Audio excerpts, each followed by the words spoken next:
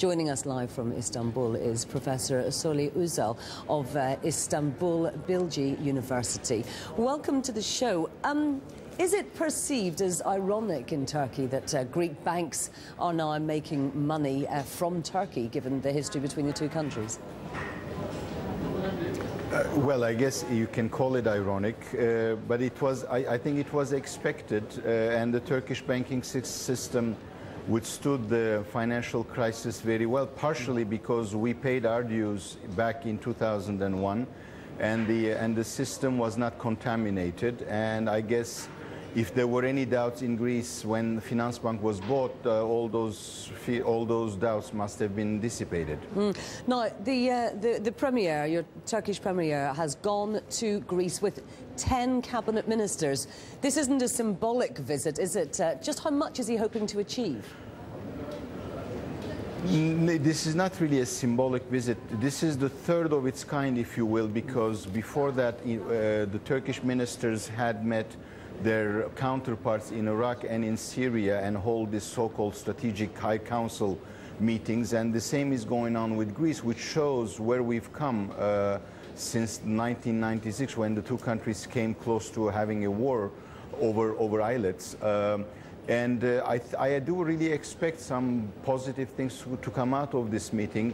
This meeting was preceded by an exchange of letters between the Turkish and Greek prime ministers right when Mr. Papandreou came to power, and I think Turkey will do whatever it can. And if whatever it can includes some formula in order to reduce military expenditures, which will serve both sides right, I think we will get there as well. I really do find both the visit historic and probably very consequential.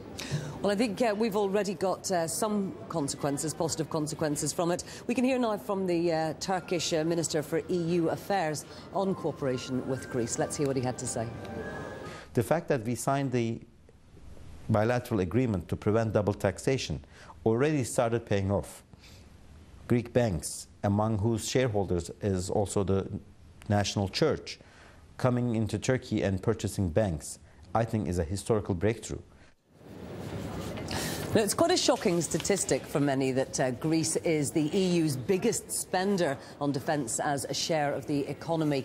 Do you think that this is going to have concrete measures in that both Turkey and Greece will be able to demilitarize the Aegean?